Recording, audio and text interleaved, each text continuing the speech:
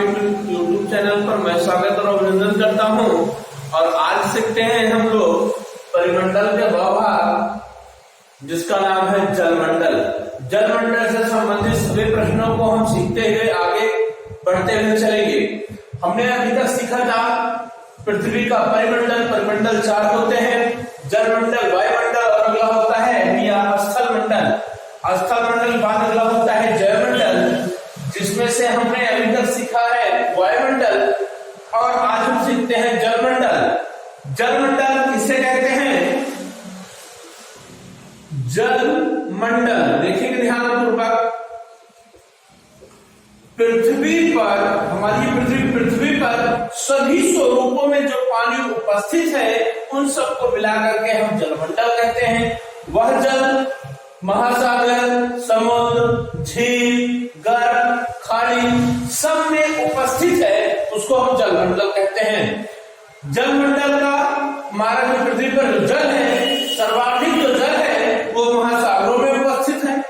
पृथ्वी पर हमारे जो महासागरों को बांटा गया है, महासागरों को बांटा गया है, वह 5 प्रकार के महासागरों में बांटा गया है।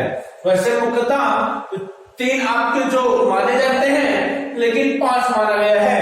देखेंगे ऊपर वाला भाग नॉर्थ होता है, नीचे वाला भाग साउथ होता है।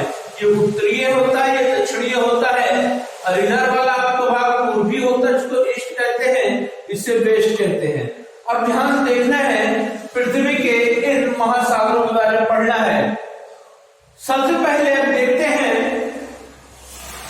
पृथ्वी पर जो पानी उपस्थित है, जल उपस्थित है, उसका लगभग जलमंडल हमारा लगभग 71% पृथ्वी पर जल है और बाकी 29% स्थल है। तो हमने अभी स्थल नहीं पढ़ना है, बल्कि इनको पढ़ना है जलमंडल। जलमंडल जो 71% है, इसका लगभग 97% पानी महासागरों में उपस्थित है। जी हाँ, 97% पानी महासागरों में उपस्थित है। और बल्कि जो आपका 3% बच रहा है, 3% बच रहा है, इसका लगभग 2.8% पानी पीने योग्य है या हिमनद बर्फ के रूप में है या पृथ्वी के अंदर है, जो पीने योग्य पानी है। महासागरों में खारा पानी होने के कारण इसे पीने योग्य नहीं है, बल्कि मानव के लिए जो महासागर है ये मानव के लिए हितकारी होते हैं। अभी इसके बारे में चर्चा करते हैं। महासागर से हम कैसे फायदा ले रहे हैं, ये महासागर क्या क्या है, इनका बेनिफिट है, इनका लाभ क्या है, इसके जानने से पहले हम लोग जान लेते हैं महासागर कहाँ अवस्थित है, कहाँ उपस्थित है, कौन महासागर है। जो 5 महासागर है, पहला महासागर होता है जिसको हम कहते हैं प्रशांत महासागर। पहला महासागर होता है जिसका नाम होता है भैया प्रशांत महासागर। पहला होता है प्रशांत महासागर। फिर यहीं पर ये बीच में जो होता है ये यहाँ पर पूरा वर्ल्ड वाइड आप देखेंगे, जिसका नाम होता है अटलांटिक महासागर।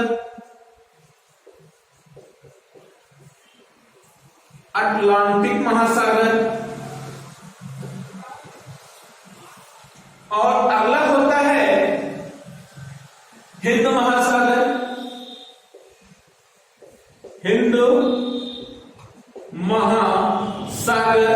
इसके ऊपर होता है उत्तरीय महासागर, नीचे होता है दक्षिणीय महासागर।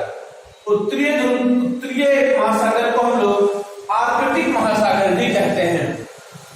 आर्कटिक महासागर। और यहाँ पर जो आपका बसा हुआ है, यहाँ पर जो महासागर है, यहाँ पर सूर्य रोशनी वर्ष भर बर्फ से ढके रहते हैं। यहाँ पर जो है इसे दक्षिण है, इसे दक्षिणीय महासागर, दक्षिणीय महासागर। महासागर में लगभग 1000 प्रति लीटर 35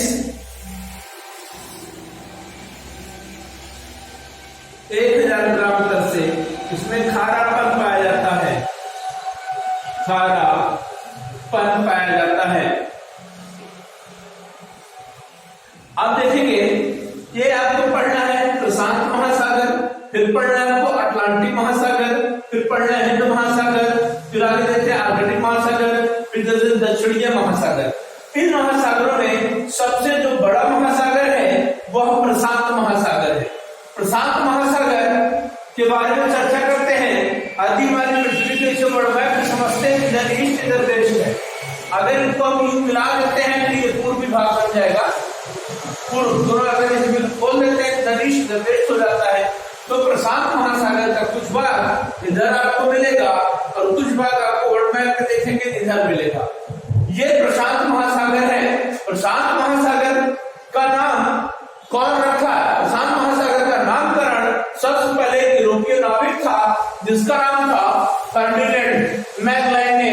पहली बार इसका 1520 ईस्वी में यात्रा करता है महासागर का, और ये शांत होने के कारण इसका नाम रख देता है प्रशांत, क्योंकि प्रशांत का अर्थ होता है शांत, इसलिए इसका नाम रख दिया प्रशांत महासागर। यह सबसे बड़ा महासागर है, या कह सकते हैं पृथ्वी के लगभग 1/3 हिस्से को, हिस्से को स्वतः ढका हुआ है। लगभग यह 35% हिस्सा इसी महासागर से पूरी तरह से ढका हुआ है।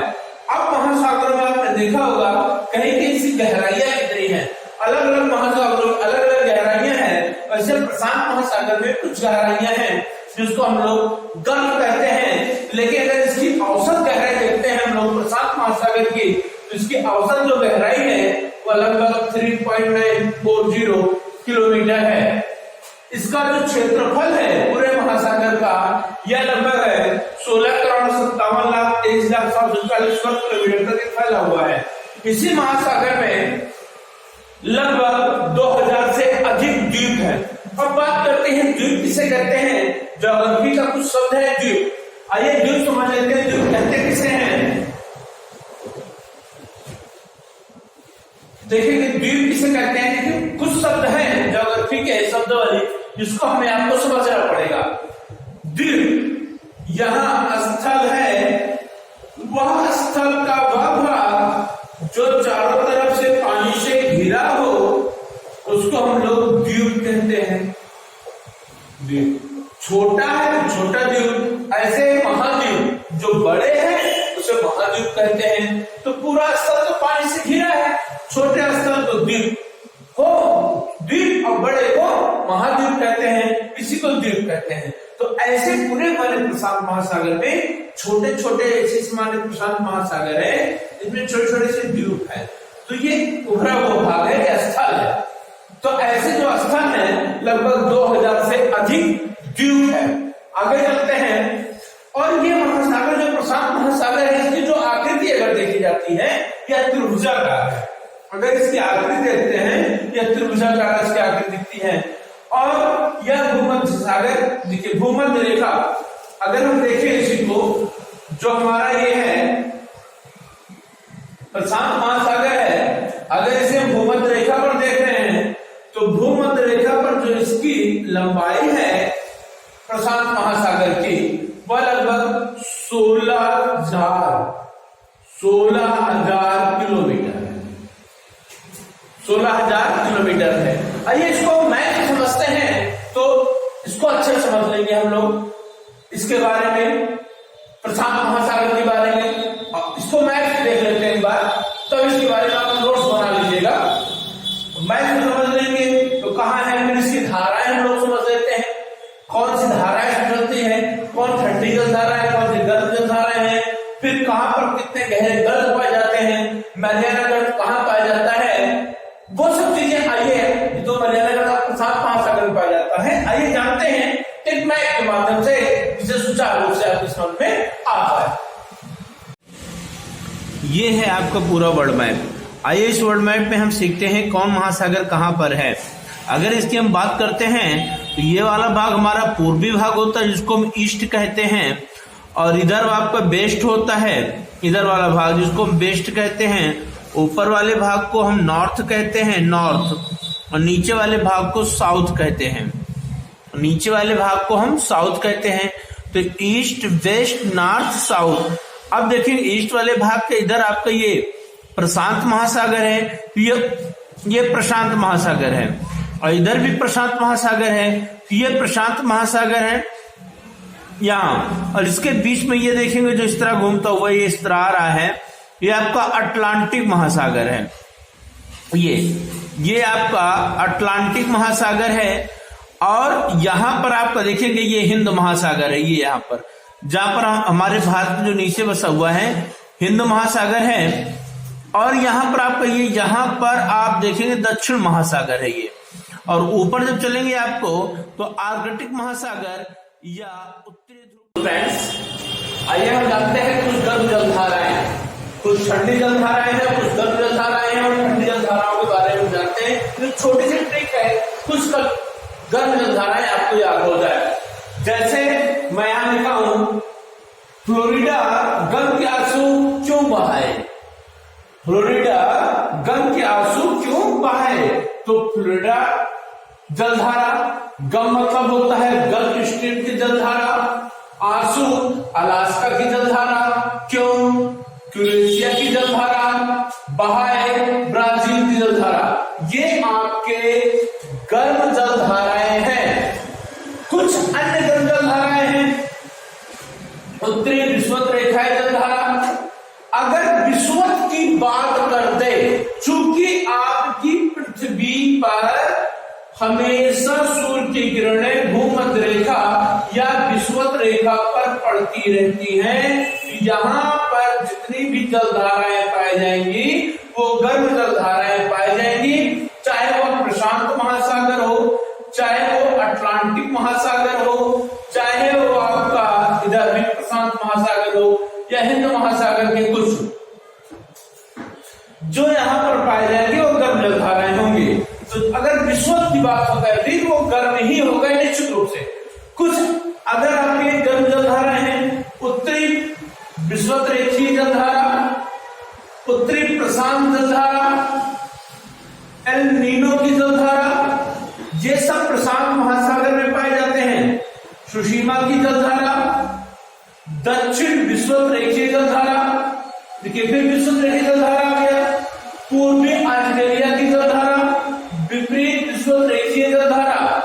अब देखिए उत्तरी विषुवतीय रेखाएं जलधारा, ये प्रशांत महासागर और अटलांटिक महासागर में भी पाए जाते हैं। अगला है दक्षिण विषुवतीय रेखा जलधारा, यह प्रशांत महासागर और अटलांटिक महासागर दोनों में पाए जाते हैं। अगला है विपरीत विषुवतीय रेखा जलधारा, ये भी अटलांटिक महासागर में पाए जाते हैं, प्रशांत महासागर में भी पाए जाते हैं। ये कुछ आपके गर्म जलधाराएं थी। लेकिन अगर ये आपसे नहीं पूछेगा कौन ब्राजील जलधारा कहां बह रही है, ये नहीं पूछेगा, पूछ लेता अटलांटिक है, अटलांटिक में बह रही है। क्यूरेशिया की जलधारा, ये प्रशांत महासागर में बह रहा है। गल्फ स्ट्रीम जलधारा, ये भी अटलांटिक महासागर में। अलास्का की जलधारा, ये प्रशांत महासागर में बह रहा है। फ्लोरिडा की जलधारा, ये आपका, और यहाँ पर ये ठंडी जलधाराएं हैं। एक छोटी सी इसकी ट्रिक है, हम बोले ग्रीन बबुला केला, हम बोले ग्रीन बबुला क्यों केला फेंक रहा है, हम बोले ग्रीन बबुला केला क्यों केला फेंक रहा है। तो हम बोले क्या होता है, हम बोर्ड की जलधारा, ले से होता है लेप्राडोर की जलधारा, ग्रीन है तो वैसे ही ठंडी जलधारा होगी, हल्की ठंडी होती है। तो ग्रीनलैंड की जलधारा, बगुला किस होता है बैंगुला की जलधारा, बैंगुएला की जलधारा। अगला क्यू से क्यूराइल की जलधारा, केला से कैलिफोर्निया की जलधारा, फेक से फॉकलैंड की जलधारा, और अंटार्कटिका की जलधारा, ये भी ठंडी जलधारा है। यह है आपकी जलधारा।